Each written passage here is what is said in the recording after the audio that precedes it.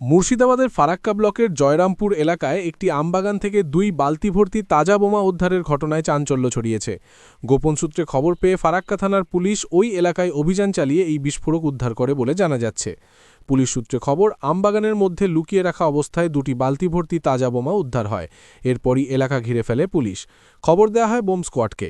ফারাক্কা থানা সূত্রে খবর, কে বা কারা কী উদ্দেশ্যে ওই বোমাগুলি সেখানে রেখে গিয়েছিল তা এখনও স্পষ্ট নয়। ঘটনার পর থেকেই এলাকায় নিরাপত্তা জোরদার করা হয়েছে। পুরো বিষয়টি নিয়ে তদন্ত শুরু করেছে ফারাক্কা থানার police. Bureau report, news Bengal today. Meghbela লাইভে আপনার পছন্দের টিভি চ্যানেলস সম্পূর্ণ বিনামূল্যে, শুধুমাত্র মেঘবেলা ব্রডব্যান্ডের কানেকশনের সঙ্গে। মেঘবেলা ব্রডব্যান্ড, বাংলার ঘরে ঘরে। উত্তর 24 পরগনা ও তার আশপাশের এলাকার মানুষের সেবায় ক্যাথল্যাবের মতো অত্যাধুনিক সুবিধা নিয়ে পরিষেবায় ব্রতী সারদা মাল্টি স্পেশালিটি হাসপাতাল।